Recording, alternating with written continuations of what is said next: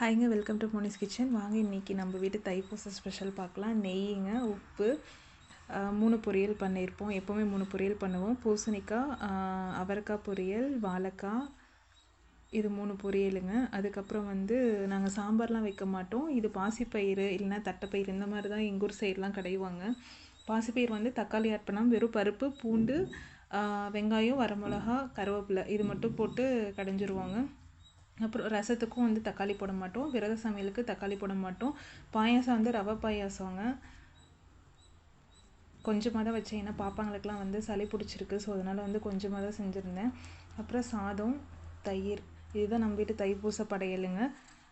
எல்லோரும் இலை போட்டுட்டு சாப்பாடெலாம் பரிமாறிட்டு சாமி கும்பிட்டு விரதம் விட்டாச்சுங்க.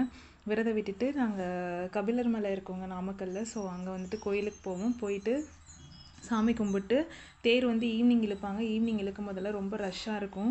ஸோ அதனால் மதியமே போயிட்டு வந்துடுவோம்.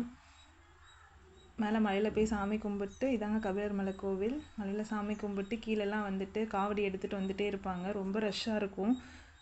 போயிட்டு கீழே தேர் நிறுத்தி வச்சுருப்பாங்க. தேர் சாமி கும்பிட்டு நம்ம யூஸ்வலாக கரும்பு வாங்கிட்டு தேர் கடையெல்லாம் சுற்றிட்டு வீட்டுக்கு வந்தாச்சுங்க.